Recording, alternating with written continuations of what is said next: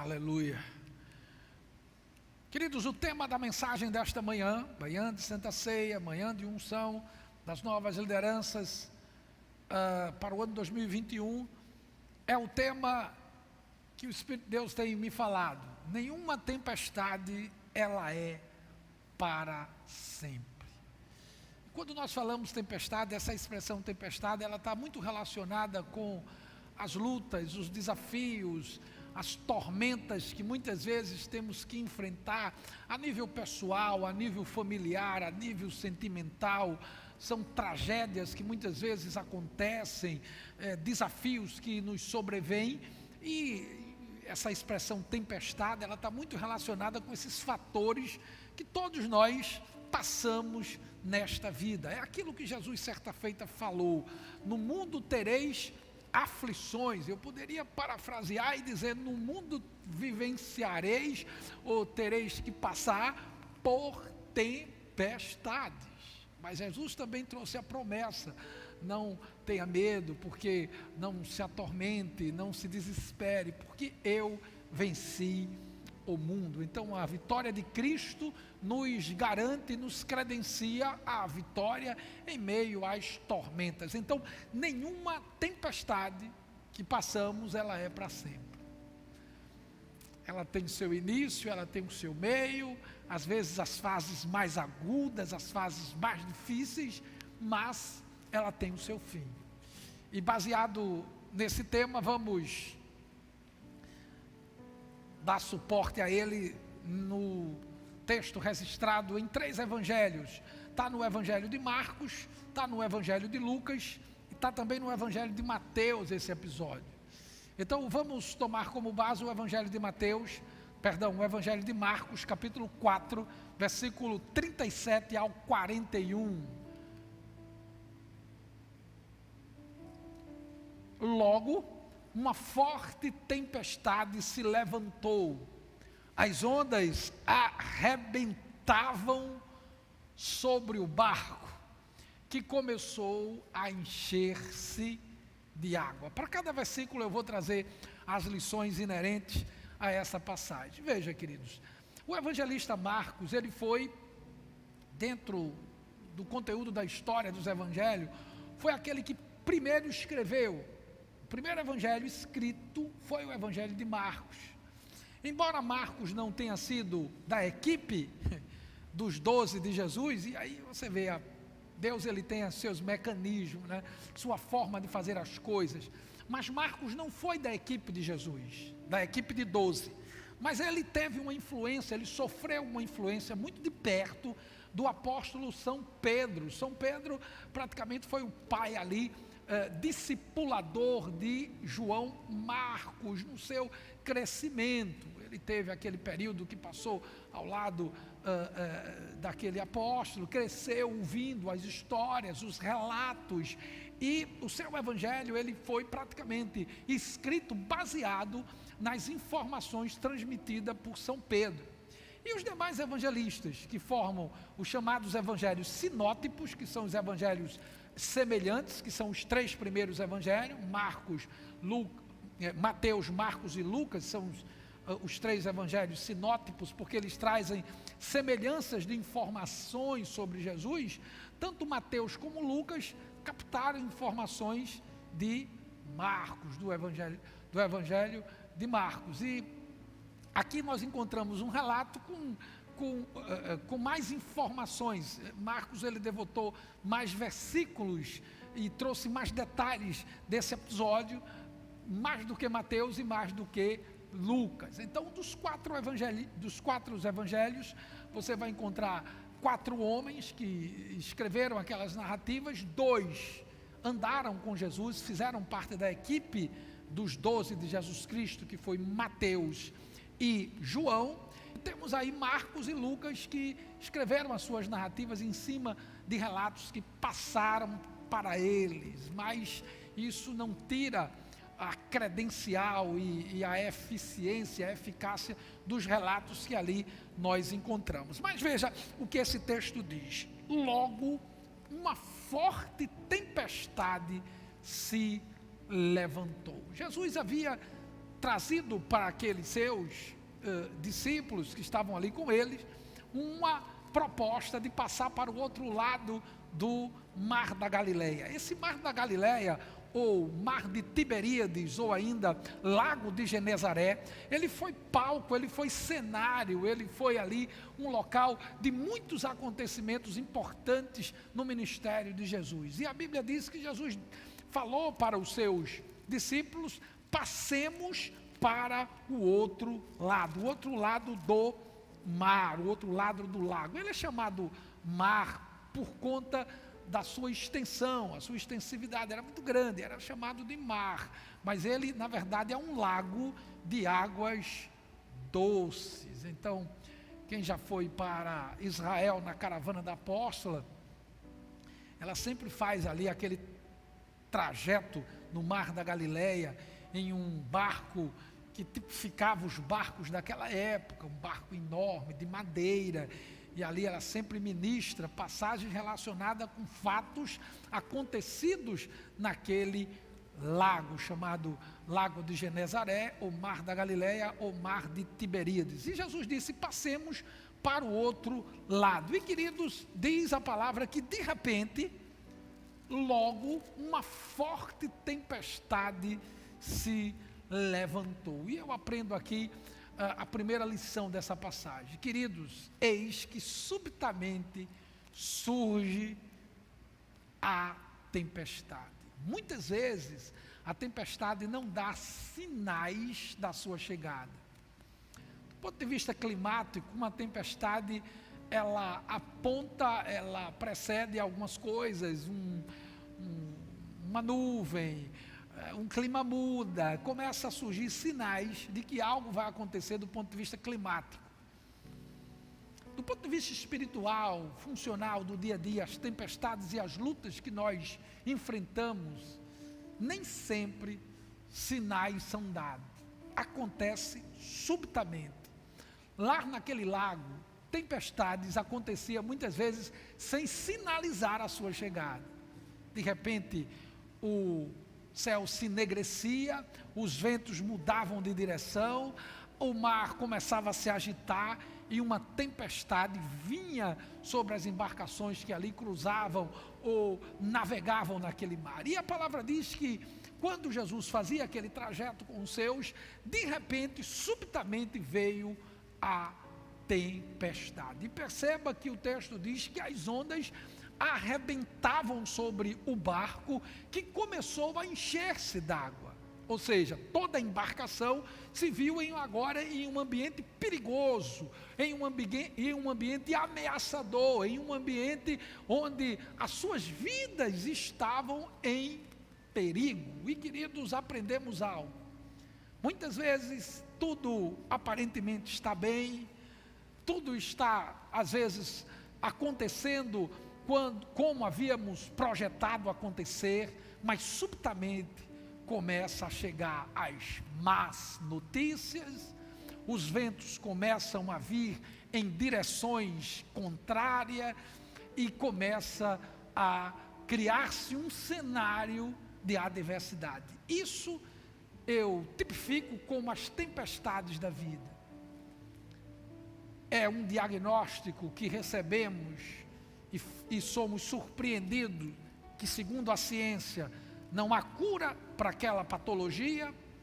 É uma notícia que se chega e uma mãe que descobre que o seu filho está envolvido com consumo de drogas ou vendas de drogas. É uma esposa devota, uma mulher honesta, sincera, que descobre que está sendo traída. É um marido que escutou da sua esposa o pedido de divórcio. São situações que advêm e que tipificam uma tempestade. É o chamado dia mau, é um luto, é uma tragédia que acontece. É uma mãe, um pai que atende um telefone e do outro lado da linha está um profissional do SAMU avisando que o seu filho ou sua filha foi acometida de um acidente grave e que está sendo levada ou levado para uma emergência, e tempos depois ela vem a falecer. São essas situações que muitas vezes chegam até nós. E como reagir a esses dias mal, a esse dia que a Bíblia diz que é o dia mau? Como reagir a essas tempestades da vida? Alguns se desesperam, outros pedem para morrer, outros pulam do barco. Cada um reage de acordo com o seu nível de intimidade com Deus. Queridos, eu tenho aprendido e tenho tirado isso para a minha vida. As minhas reações ante as tempestades que eu passo, ante as pressões que eu vivencio, as minhas reações denunciam um nível de intimidade que eu estou com Deus. É o termômetro que aponta o nível espiritual que eu estou nessa determinada ocasião.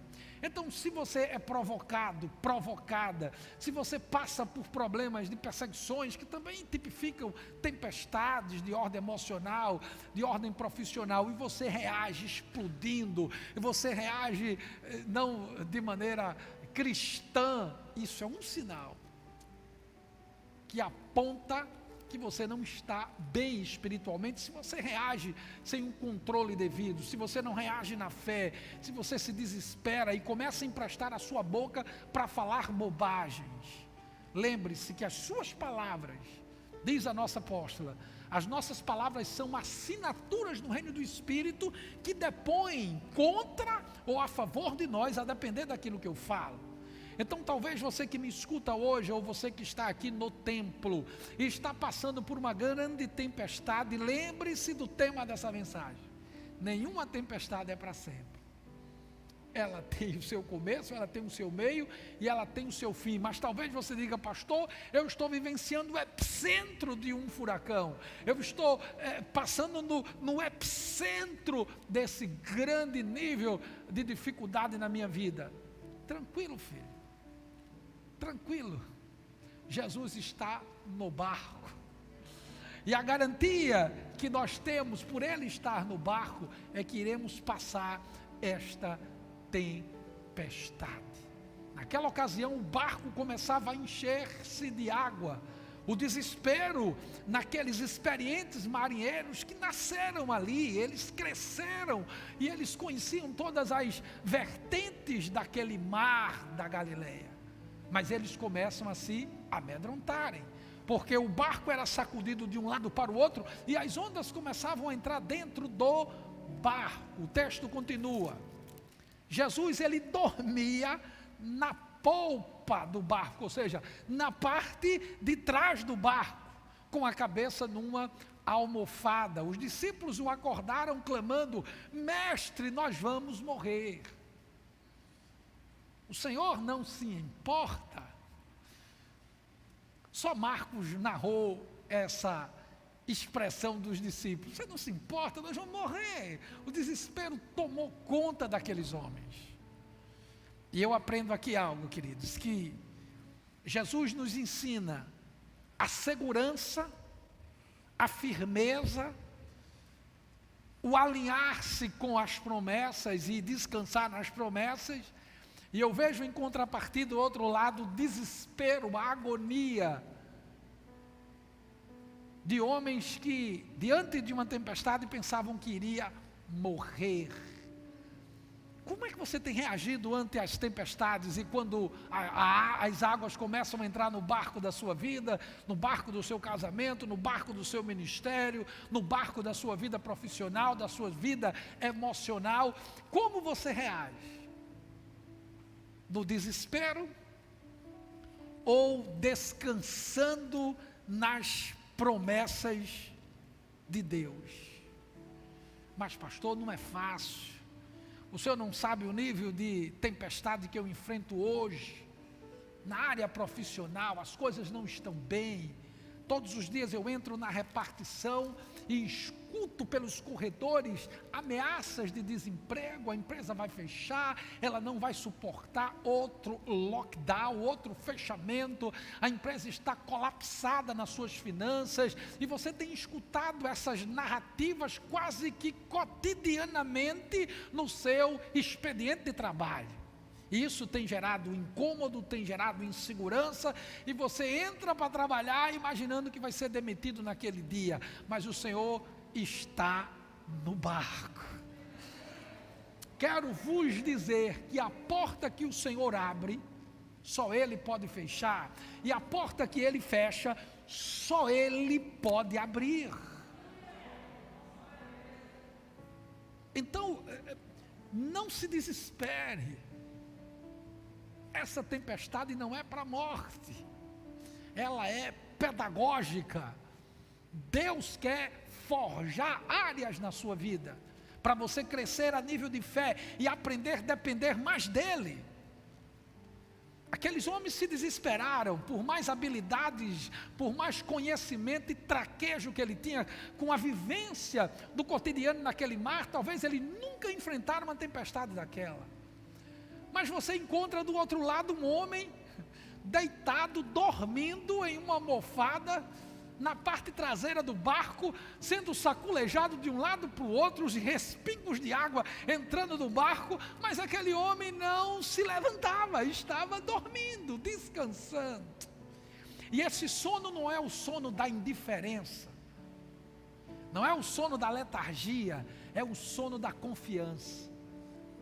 É o sono de alguém que tem convicção das promessas em sua vida. Quando Jesus saiu de um lado, indo em direção ao outro lado, e quando aquela embarcação foi surpreendida em algum momento da travessia por aquela tempestade, Jesus, no seu íntimo, ele sabia que iria chegar de fato ao outro lado. Jesus sabia que a sua morte não se daria em um naufrágio, mas se daria na cruz. E mesmo crucificado e morto, a tumba e aquela pedra não iria detê-lo, porque ele iria ressuscitar. Então Jesus, ele tinha consciência, ele tinha segurança de todos os projetos do seu Pai na sua vida. E quando nós temos essa segurança, é possível descansar em meio às tormentas, é possível descansar quando muitos estão desesperados, é possível descansar quando muitos estão pensando que vão morrer, você descansa. Nós estamos vivenciando uma drástica e gigantesca pandemia que assola a humanidade desde o ano passado. Muitas mortes, muitos sofrimentos, pessoas estão agonizando, e por mais estudos que fizeram sobre esta pandemia, existem muitas correntes científicas que analisam esse fato à luz da ciência por várias vertentes. Uns acreditam que esse vírus, ele não é um vírus natural, criado talvez por bactérias ou uma reação natural das coisas. Outros defendem que é um vírus criado, é um vírus artificial, por conta da sua penetração em várias geografias de climas e situações diferentes, e existem várias teorias. Uma hora se diz que o vírus não é resistente à superfície, outra hora se diz que ele passa dias em uma superfície, uma hora diz que o vetor, aquilo que carrega o vírus, são as salivas, outra hora falam que não, e enfim, muitas teorias são faladas sobre esse vírus. Mas o fato é que esse vírus trouxe tragédias, trouxe luto, trouxe dor, trouxe perdas financeiras, perdas familiares, empresários quebraram, pessoas foram demitidas, pessoas estão hoje enlutadas, outros estão com seus parentes internados. Isso para muitos tem sido uma verdadeira tempestade. Alguns estão desesperados, vivem em verdadeiras paranoias, estão sendo intoxicados por uma avalanche de notícias dramáticas e trágicas cotidianamente. Se expõe a um conteúdo de tragédias diariamente e vivem em pânico, desesperados. Eu trabalhei em televisão mais de 20 anos. Eu não trabalhei em redação porque a minha área não era jornalística, mas o setor que eu trabalhava prestava serviço à área jornalística. Então, nós nos cruzávamos nos corredores da empresa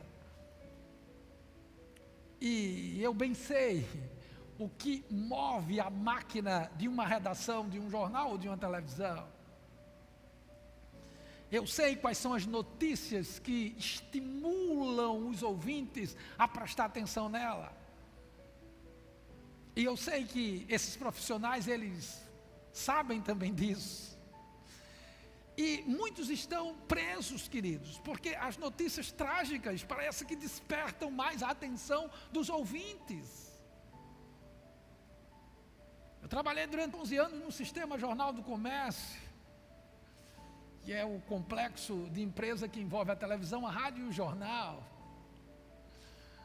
Eu frequentava os estúdios da rádio, embora eu trabalhava na televisão, mas teve uma época que era num prédio só, e o programa de rádio de maior audiência, da Rádio Jornal, não sei se ainda hoje é assim, mas de maior audiência no Brasil, não era no estado nem na cidade.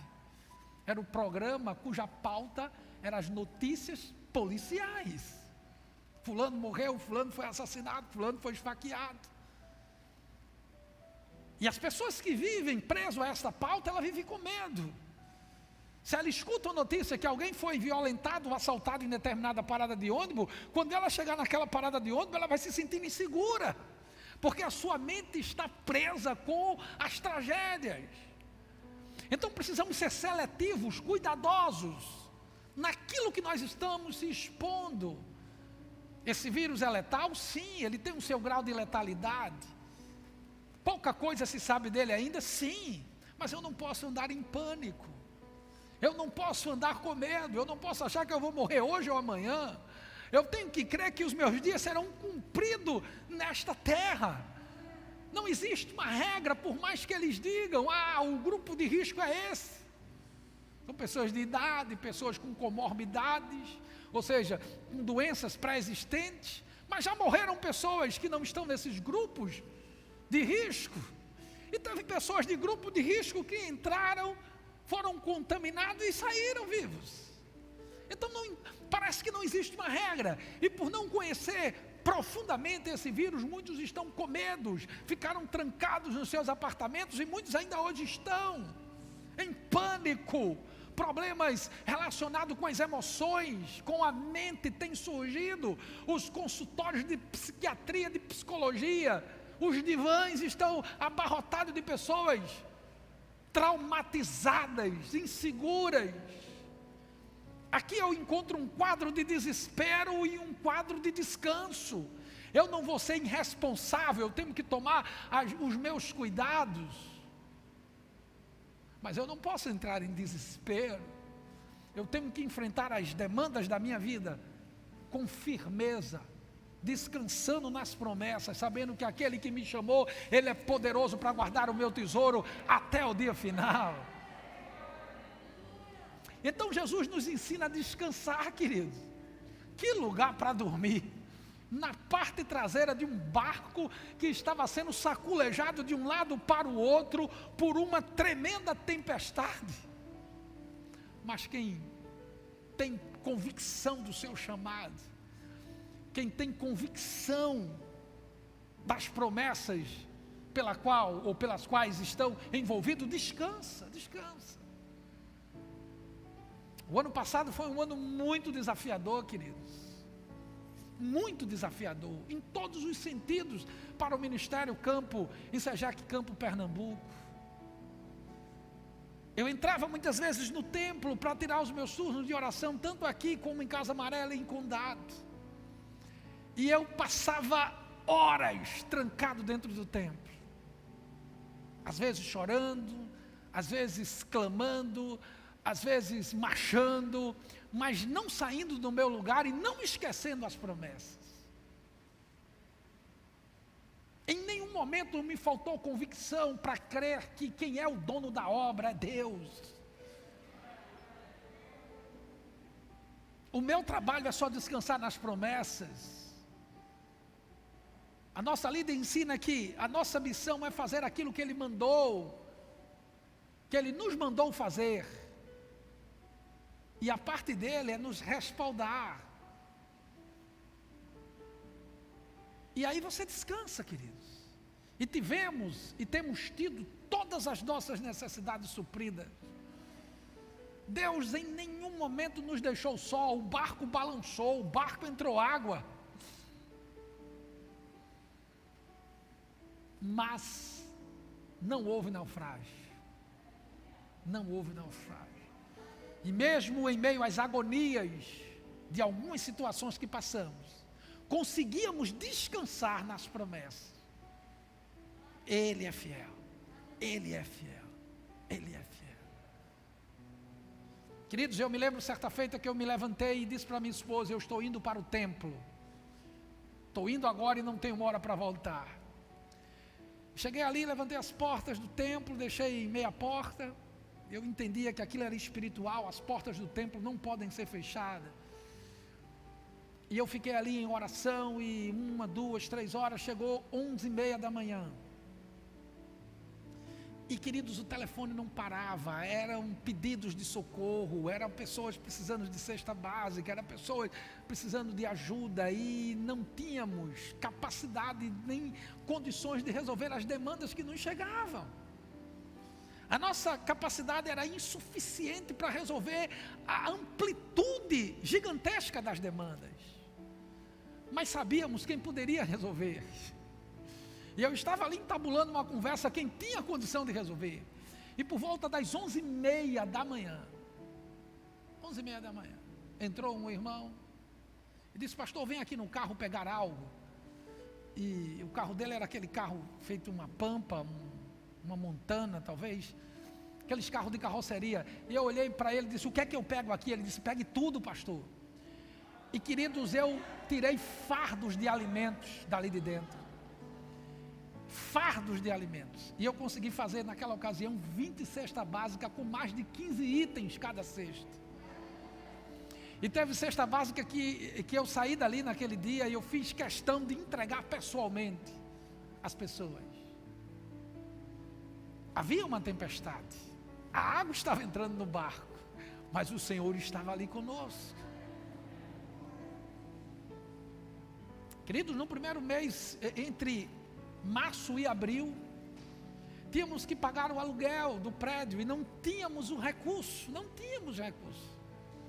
não tínhamos também aonde buscar os recursos.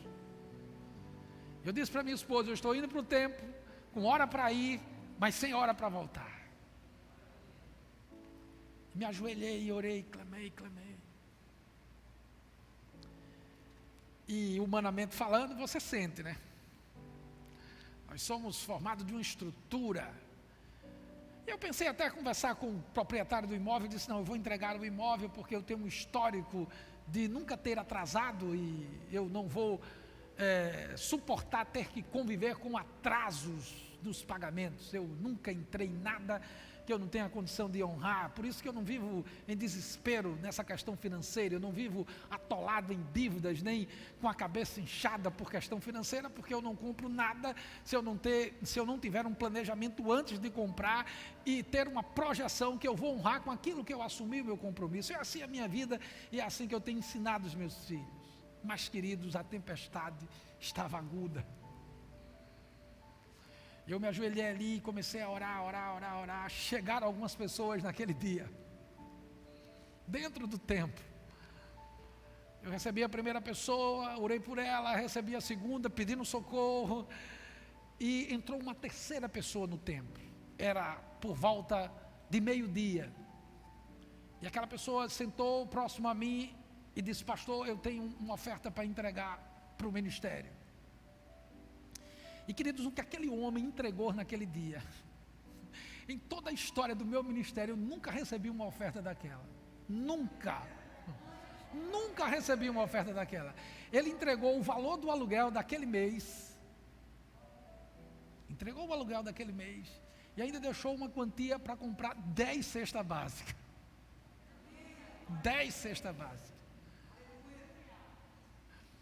E quando eu cheguei em casa, após o turno de oração, peguei o envelope, coloquei na pia e disse para minha esposa: está aqui, o aluguel do mês e mais 10 cestas básicas. Você pode dar uma salva de palmas para o Senhor? Queridos, são essas experiências que têm me amadurecido. São essas experiências que eu passo no meu ministério, em meio às tempestades, e me faz descansar em Deus. Vão fazer 4 anos agora, em abril, que eu abri mão de toda a minha vida profissional para servir única e exclusivamente do reino. Eu não dependo de igrejas, de denominações, eu não dependo da minha apóstola, eu não dependo de finanças de igreja, eu sou sustentado pelo trono de Deus, querido. O meu sustento e o sustento da minha família vem direto do trono de Deus. E não me falta absolutamente nada. A minha vida é melhor do que quando eu vivia profissionalmente dentro de uma televisão, 25 anos. Então, as promessas, e quando você tem convicção dela, você descansa. Você dorme, não o sono da indiferença, porque tem gente que dorme o sono da preguiça, o sono da indiferença, da letargia, da indolência. Não é esse sono. Esse sono não é sinal de confiança, é um sinal de preguiça. Mas em meio à tempestade, você descansar e dizer: Deus cuida de mim, eu sou cuidado pelo Senhor. Era isso que Jesus tinha, era isso que dava convicção para Jesus descansar. E do outro lado estava um bando de desesperado. É assim que está hoje. Você que está desempregado, você que está sofrendo, padecendo por alguma dificuldade, aprenda com Jesus. As ondas atendem ao seu mandar, sossegai, seja o encapelar do mar, ou seja, a fúria, a tenacidade das ondas, pode vir o que for, a ira dos homens, o gênio do mal, as águas não podem a naufragar, não podem levar o barco a naufrágio. Tem hino que você tem que ir com um dicionário. Não podem fazer a naufragar.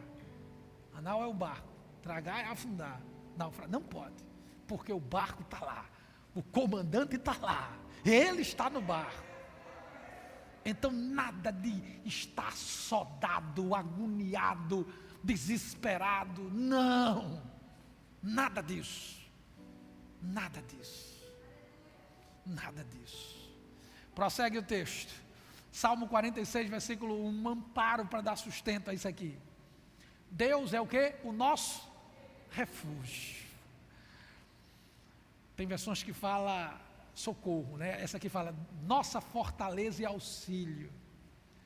Sempre, não são em situações pontuais, sempre presente na adversidade, nas tempestades. Ele é o nosso refúgio. Quando alguém tem Deus como seu refúgio, descansa. Eu me deito e logo pego no sono. Eu rejeito essas noites de insônia na sua vida por conta de preocupações. Eu inviabilizo todo nível de insônia na sua mente por conta de problemas. Você vai deitar e logo vai pegar no sono. Para a cama, filho, só leve só o sono. E se você for casado, sua esposa e o seu esposo. Não se permita levar para a cama problemas. Fica aí, amanhã se resolve, mas eu vou ter uma qualidade de sono agora alta. Vou dormir em paz e logo pegarei no sono. Ponto final. Em terceiro lugar, eu aprendo nessa passagem que o poder de Jesus Cristo, ele é extensivo, ele tem uma amplitude, ele alcança todas as esferas. Jesus acorda, repreendeu o vento e disse ao mar: silêncio, aquieta-te. Emudece, vento, ondas, aquiete-se. Jesus disse: se você crer, você vai fazer coisas maiores. Levanta-te, desperta na tua casa e dá vozes de comando. Aquieta-te, situação de desespero. Silêncio! Silêncio! Aquieta-te! E de repente, o vento parou, porque nenhuma tempestade é para sempre, filho. Você vai passar por essa prova. As águas não podem a naufragar. Este barco não irá a naufrágio. Ele vai chegar a porto seguro. Você não precisa pular do barco e nem achar que vai morrer por conta dessa tempestade. E aí, como Jesus falou, assim aconteceu. O vento parou e houve calmaria. Tudo voltou ao normal. Tudo voltou ao normal. A normalidade vem quando você palavreia. A normalidade vem quando você se posiciona. Quando você não se acomoda. Nada de se apoquentar. Tranquilize-se. Nada de se desesperar. Apoquente-se, filho. Acalme-se. Acalme-se. Descanse. O vento emudeceu e as ondas se acalmaram. Agora você vocifera, grita, não um grito de palavra de comando, mas um grito de desespero. Vou morrer, não aguento, não suporto. Vive deblaterando-se de um lado para o outro, aos berros. Calma, calma. Silêncio, aquiete-se. Aquiete-se. Aquiete-se. Salmo 100. Eu li esse salmo e digo: meu Deus, que coisa tremenda. Será que o salmista estava relatando o fato que iria acontecer anos depois? Veja que salmo. Em sua aflição, clamaram ao Senhor e Ele os livrou do seu sofrimento. Acalmou a tempestade e aquietou as ondas. É tempo de você quedar o seu coração. É tempo de você acalmar o seu coração. As ondas, acalmou a tempestade e aquietou as ondas. A calmaria os alegrou. Sim, porque as ondas e a tempestade às vezes traz desespero. Acalmou, todos se alegraram e Ele os levou ao porto em segurança. A reação dos discípulos qual foram? Apavorados, os discípulos diziam uns aos outros: quem é este homem? Até o vento e o mar lhe obedecem. Era início de ministério, eles iriam ainda ver que este homem iria fazer mudo falar, surdo escutar, morto ressuscitar. Este mesmo homem iria andar sobre as águas. E eles iriam descobrir mais quem é esse homem. Mas naquele momento eles estavam ainda por conhecer as grandezas desse homem. Que era muito mais do que um homem, era o Messias, era o Cristo enviado. E aí, queridos, essas duas fotos, elas mostram dois cenários.